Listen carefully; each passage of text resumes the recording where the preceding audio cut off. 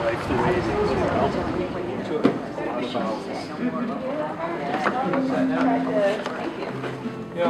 It's a lot less pressure than last night. Last night we did our recorded concert at the New Bedford Art Museum. So there's a lot more pressure when we were playing because we needed to get that right for the recording. But thank you guys for being here and being part of this. I'm sorry that we can't have it outside, and I was even more sorry for the guy who had to put out the chairs and then pick them up and then come in here and put out more chairs and do those sorts of things. He's been very patient with us. Yeah, but thank This you guys. is very cozy, though. This is okay. Yeah, well, this is a lot nicer for us right now because we walked probably around 13 miles to get here today. And what's interesting is we usually don't have our bags visible because of one thing or another. We usually have our tent site set up by now, but our bags are in the back of the room. So if any of you are curious as to what we're carrying, it's all in the back. So you can see that after. We're going to start by that we always sing at the beginning of all of our events. And again, for those of you who don't know what this is, it's the 7th annual Massachusetts Walking Tour, where a group of us musicians have organized free community concerts across the state, and we walk to every one of them. We've been doing this since 2010. It's now 2016, and we're walking 144 miles on this particular trip, 18 concerts in 18 days, 1 day off. That means 2 concerts in 1 day did happen.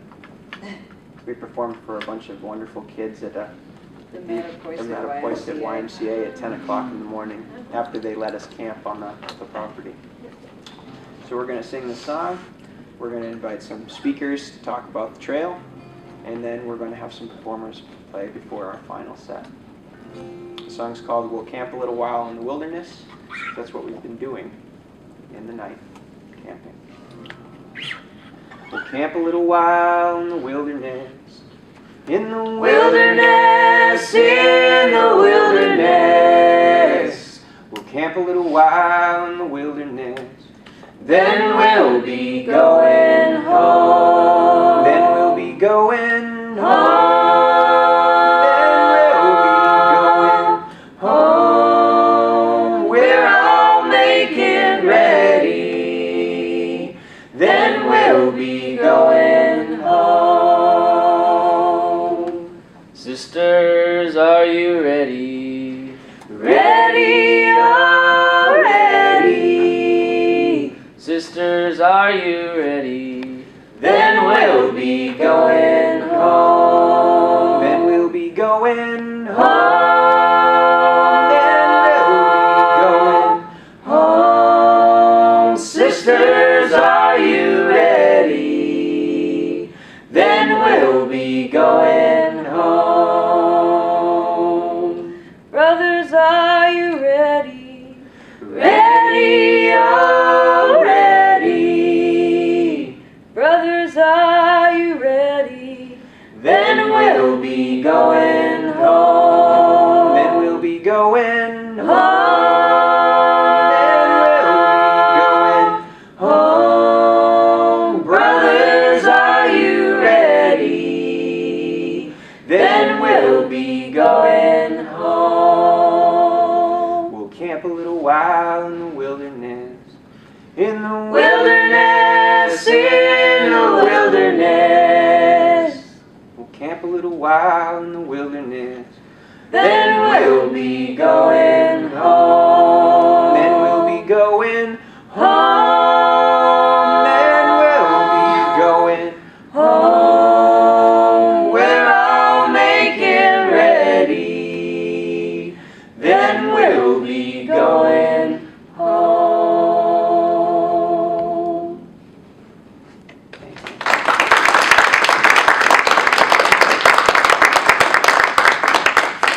Okay, so I'm going to invite Janice and Paul to say a few words about the lovely trail out here.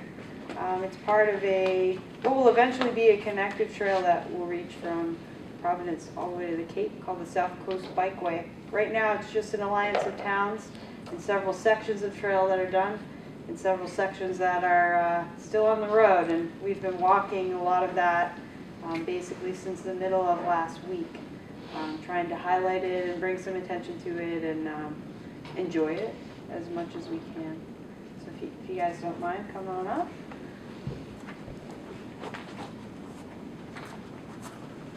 I guess the first thing I'd like to say about this piece is that it's the first one that opened.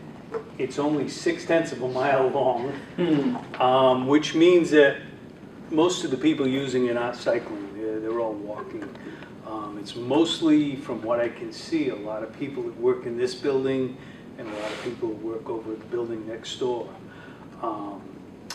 It's kind of a nice thing. People come fishing from here. They'll park over either LePage's or at the local parking lots, and they'll either go fishing right out here or just strolling back and forth. I've And ridden it. swimming today. There were people out there swimming when we came in. And there were people swimming as well. I found this particular pond to be a little bit green. I tried scuba diving at one time, and you could not see your hand in front of you because it's really green. No alligators? It has quite a phosphate, blossom, and it's pretty much all season. Too many buildings around it, too many businesses, and back in the old days the regulations weren't so tight. But anyway, this was kind of a dream when it first opened up. We couldn't believe that they finally opened up a piece of bike path in Fall River, because everybody was trying to get it. Funding had come through several times, and they never followed through. And the thing about grants is that if you don't spend the money, it goes back. And so the money come in and the money go out, and nothing happened. Would you care to supplement that? Except that it finally Except happened. we now have the Alfred J. Lima Quequechan River Rail Trail.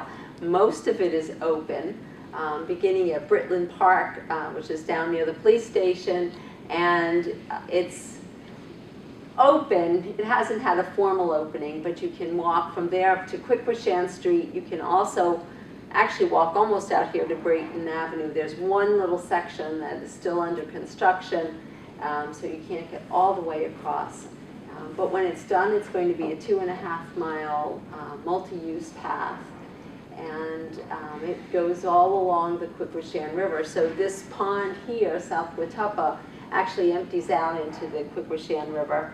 And the Quequechan River is an old industrial river, and many people have spent a lot of hours out there cleaning the river and taking out the tires and taking up the trash, and it is an environmental wonder. If you've not been there, you need to go down and walk the path.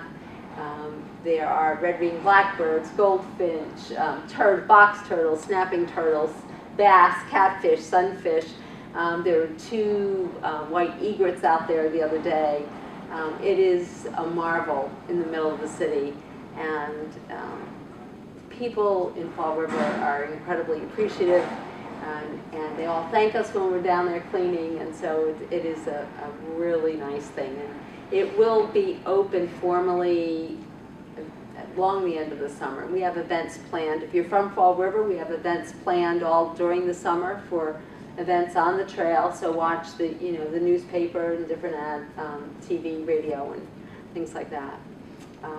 But as Paul said, Raianne said, that this piece of the bike path is part of the South Coast Bikeway, which is the intention is to go from Providence to Provincetown in the end, and 42% of this bike route either has bike trails or the routes have been marked on the roads.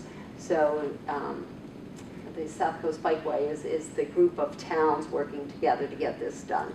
And this piece in Fall River is what the Fall River contingent has done.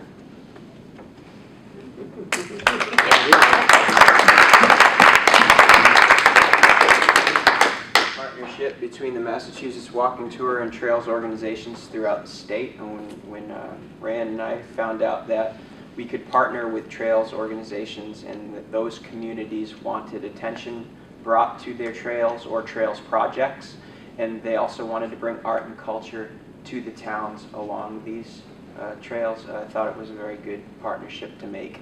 That's one that we made in 2011 when we partnered with the Mid-State Trail, and we walked the entirety of the Mid-State Trail. We walked it south to north and visited all those towns along it and performed concerts, and Mid-State Trail was really happy to have us be spreading the word. And the same thing with the South Coast Bikeway. I can think maybe one day when it's completed, you guys will ask us back for the big hurrah that you guys have, and I'll celebrate it being done. So for every Mass Walking Tour concert, we always have performers, local performers, performers from the state, and every concert is unique because it's based on who is here. And today, to open the show, we have a student from music school that Raianne and I work at called Blackstone Valley Music in Uxbridge. It's a student who's very involved in our band camp program. He also leads his own band. And we also told him that when he graduates next year, if he graduates next year, he can come on the walking tour as sort of present. So I'm going to have Vito Cattavelli come up here, and he's going to play a few songs for you.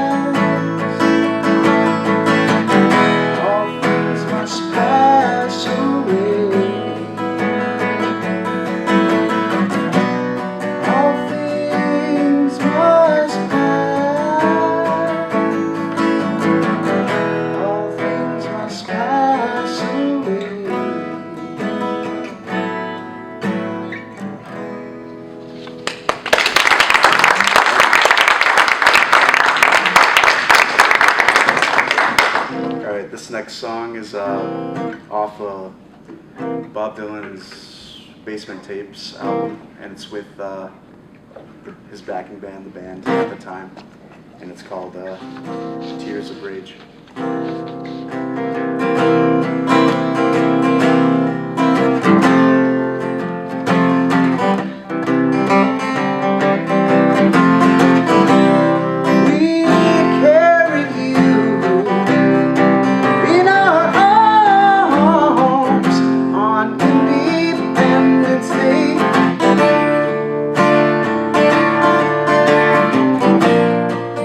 Now you throw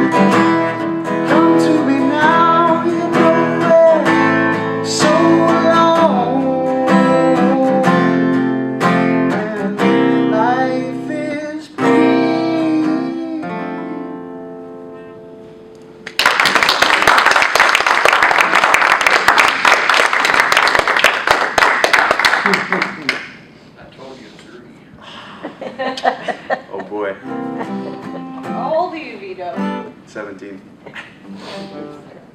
Okay. I don't know what to play. Steel wheels, steel wheel, or traveling wilburys. Oh, Rick loves that. Oh, okay.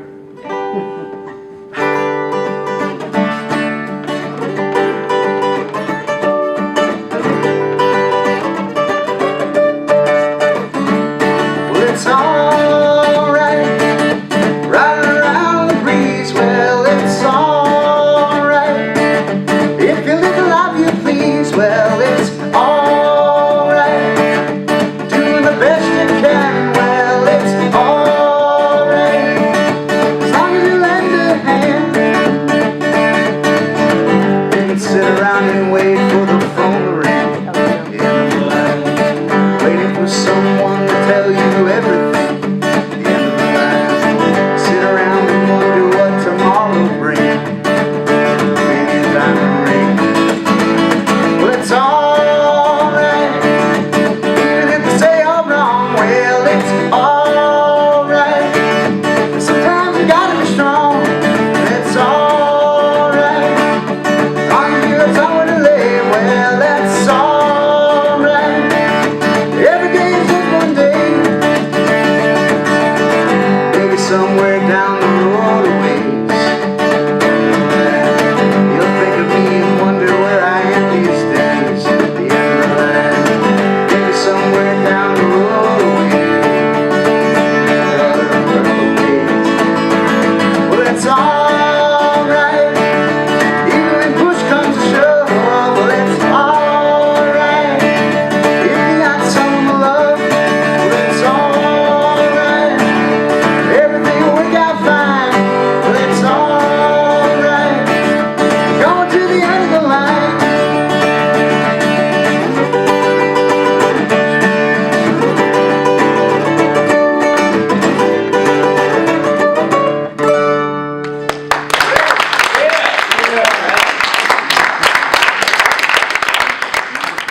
Now, I heard this morning from a woman that we've been working with from the South Coast Bikeway. She said, I think he was in a band called The Funky White White Monkeys. Sure. Yeah. And I just, as soon as we rolled in, I just had to ask, because that's just too weird of a And I had to name. tell the truth that yes, it was. It wasn't a name they picked on purpose. The band got their name when they never planned on playing out anywhere. And they've since gone on to be kind of a phenomenon, because you can't get work for a 20-piece band and be paid, and they do. That's amazing. It is. Because what happens is just, if I have to describe it quickly to people, I say it's 50% Blues Brothers and 50% Ringling Brothers. With about as much organization. Now, another thing about this path, the brick building just to your right was where it was the home of the Narrows. The Narrows started there when it was just an open mic night. I was there every week, but I can't remember what night it was. But it was a good place to hang around, and then they moved it. Now it's a great venue for seeing concerts. And this extended bike path happens to go right by my house. When you guys are playing at the library tomorrow in Swansea, I'm about half a mile past it on the bike path. Now, did you say your last name was DeVillas? Absolutely, and I remember you. And we were in a band 40 years ago. I remember you well, Louis. At least 40 years ago. Paul had a Rickenbacker electric guitar. Wow, you got a good memory. Well, I was remember. Me, John Fortier. Yeah, yeah. And your friend Armin T.C. Cody, who was an usher at my brother's wedding. That's right, they were good friends. They were good friends. Yeah. It's the small little syndrome if you live around here. Well, you don't forget a Rickenbacker, I mean. No, you don't. It wasn't a 12. It was just, it looked like the 12, but it was a 6-string guitar. But anyway. Wow, what a memory. So far. You get me on a good day. Sometimes I can remember people from 4th grade. I did that at a drug show one day. Because when Only they said, on a full moon night. she didn't quite remember me. There was a woman there, and when they called out my name, she says, "You're not Louis Leeman." And I said, "Yeah, and you're Margaret Staples." And she said, "Oh, you're good." I said, "Well, today." Sometimes I can't remember names of people that have been my best friends. It'll be like, wait a minute, hell's his name? But anyway, this song, we have limited time. A lot of times songs don't come from anywhere that actually has to do with where they ended up being. This song came about because back in the 80s I bought a drum machine. Because people were buying them, they were getting jobs, they were making money, and I was trying to make money. Because for years I was trying to not have to do my real job. Now I'm retired, so I don't have to do the real job. But I bought the drum machine and I found what I knew to be true even before I bought it. I hated it. And not only did I hate the drum machine, I didn't like the gigs you could get with the drum machine, because it was all a waste. But what it did have was, if you linked about 4 measures together, it had a great Bo Diddley beat. Kind of like Fat Man in a Bathtub by Little Feat. If you linked about 4 or 5 of them. So before I got rid of the drum machine, I recorded about 4 or 5 minutes of the drum beat. Put it in a drawer, the one that you all have that says, I'll get around to this someday. And every year or two I take it out and look at it and say, oh yeah, I gotta get around to this someday. And after a while I did. And so that's it. So the Bo Diddley beat is implied, because you don't hear it as much as you once did, but that's where it all came from. So I thank the drum machine. It's the only thing good that ever came out of it. But it's called Where's My Light?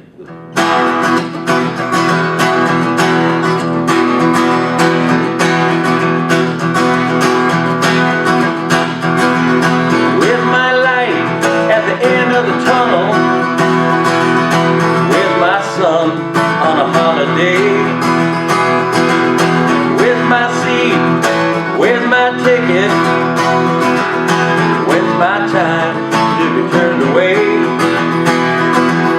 I got dreams that can fill up tomorrow. I got words I can never say. Took my seat when I lost my ticket. Who drove the car in the getaway?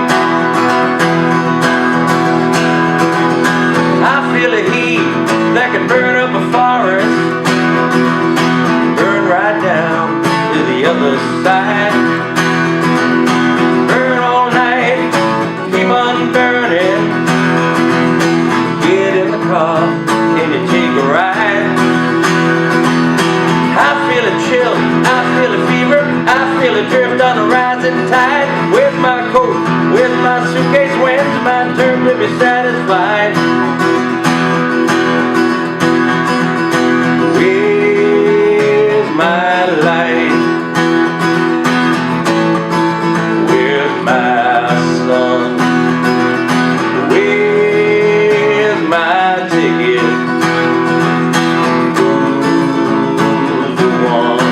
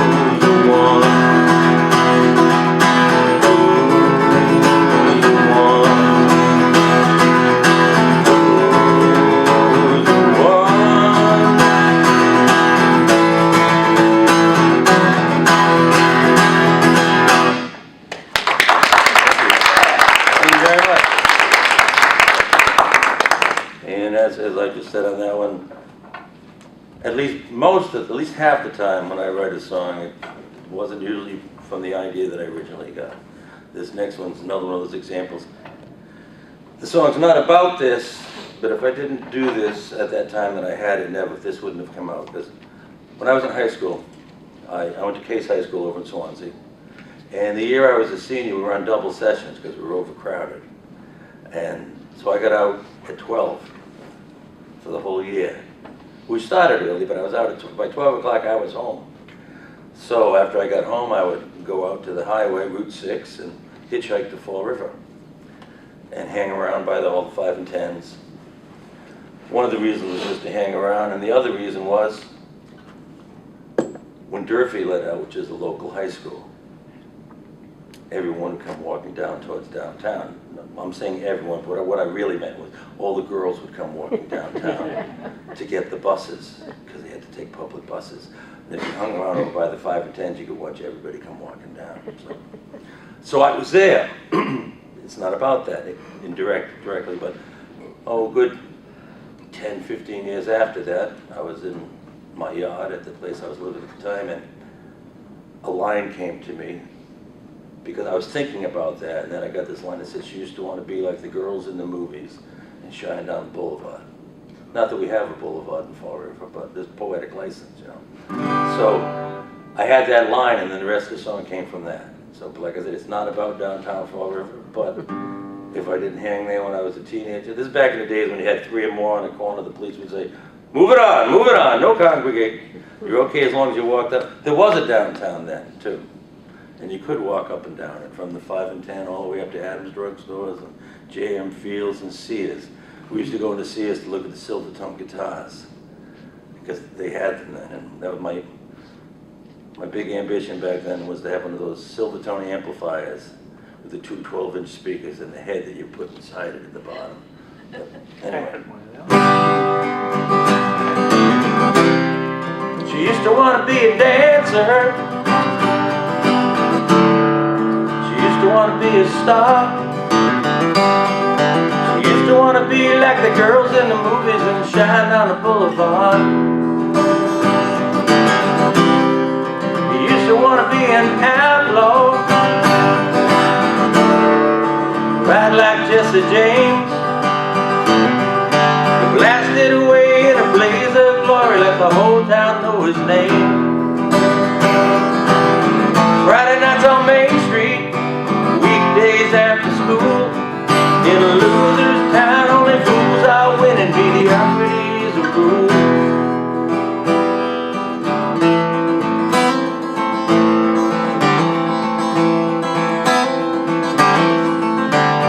Where are you now, lovesick cowboy, now that the rodeo's gone? Past senoritas, the thrill of romance, the life of a hero, the price of your song.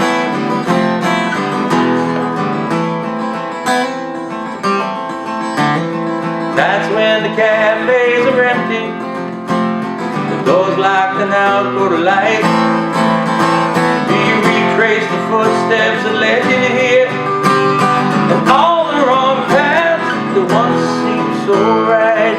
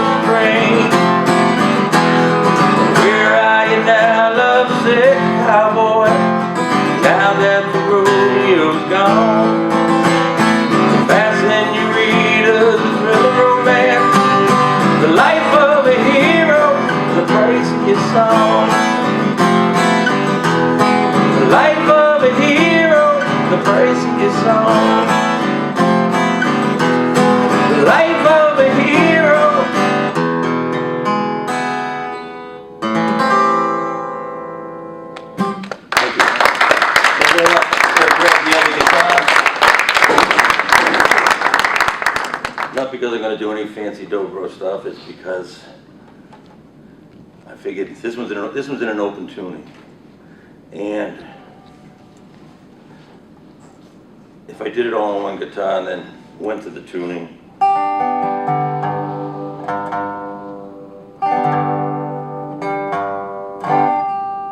what would happen would be, I saw a 12-string, a guy playing a 12-string guitar once many years ago, and he told a little joke about playing a 12-string. Well, it's also true about tunings. He said, there's only one thing wrong with playing a 12-string. He says, well, two things. One is you spend half the night tuning it up, and the other half of the night playing out of tune. So I found that to be true with going from standard tuning. Right now, this was a D tuning, because when I wrote this song, I wrote it with a G tuning, but I don't do any more than 1 or 2 songs in that tuning, so I just capo up and get it. Oh, and this is when I wrote this, I was in one of my deep philosophical modes, so I thought, till I listened to it later on, I realized that when I go to the well for my philosophy, turns out who I end up pulling out is Popeye. I rephrase and paraphrase, I am what I am all the time. And when I thought that, I realized that Popeye was kind of like Descartes for the working man. He just didn't, but anyway, so this was called What's the Big Deal?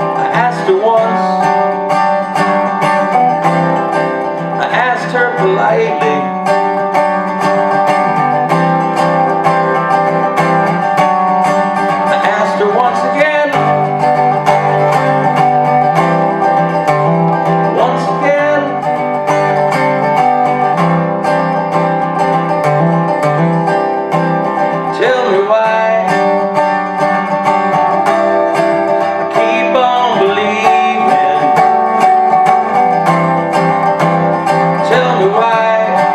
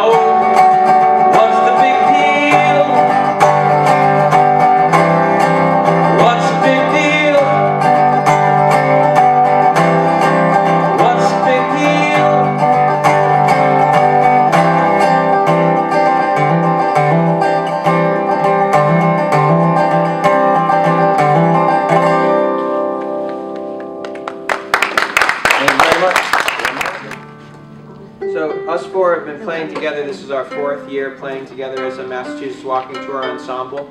Before that, Raianne and I used to take different musicians each year and sort of have a variety show each year. But when we met Mark and Amy, they wanted to do it again, and again, and again. Look alive, Amy. Oh, I actually feel okay. I'm tired, but I'm sad right now. Yeah, we did 13 miles, and then we ate at the seafood restaurant over here, which wasn't a good idea. Oh, it was a great Not idea. because It tasted great. it tasted great, but we all wanted a nap real hard. So we're going to do this song, which says a lot about today. It's very appropriate. It's called Long Hot Summer Days. It's by John Hartford.